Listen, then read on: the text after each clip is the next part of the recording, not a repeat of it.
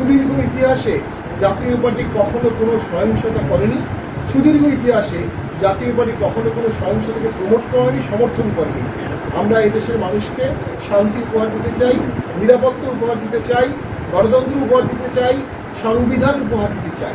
সংবিধানে নাগরিকের যে অধিকার আছে, সংবিধানে রাজনৈতিক দলের যে অধিকার আছে, যে রাজনৈতিক অধিকার আছে, এগুলো আমরা সঠিক বাস্তবায়ন দেখতে চাই।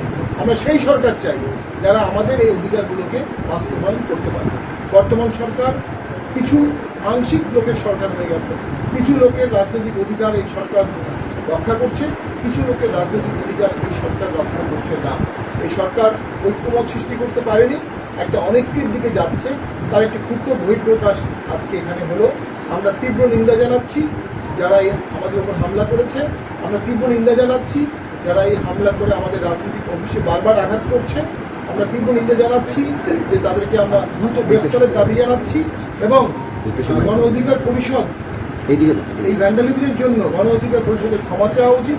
আমরা তীব্র নিন্দা জানাচ্ছি, আমার দৃঢ় বিশ্বাস এবং আমরা সরকারের দাবি জানাচ্ছি যে এই গণ অধিকার পরিষদের উপর তারা প্রয়োজনীয় শাস্তিমূলক ব্যবস্থা গ্রহণ করবে।